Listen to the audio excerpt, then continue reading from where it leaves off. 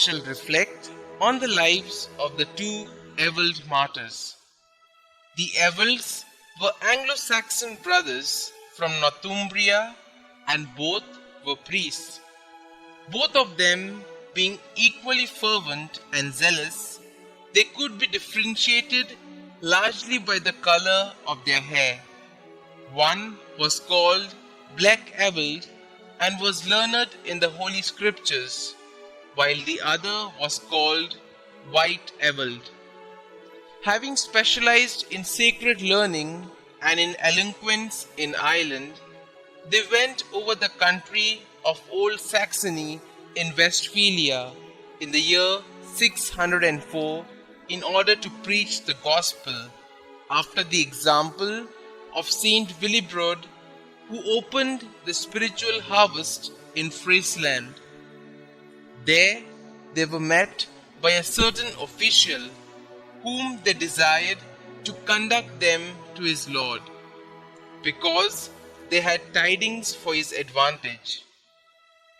The man invited them into his house and kept them there for several days.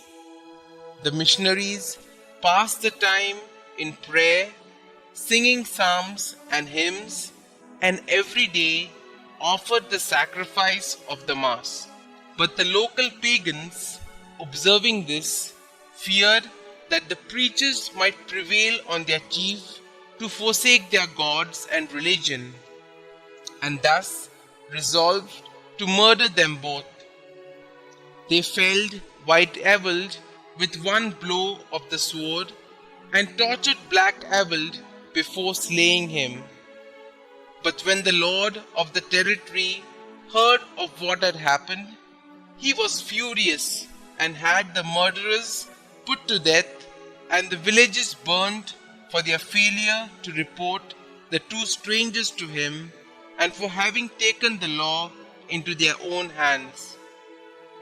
According to the accounts of Saint Bede, the bodies of the martyrs which had been thrown into the Rhine were discovered by their companions, aided by the glow of a heavenly light that shone over their bodies.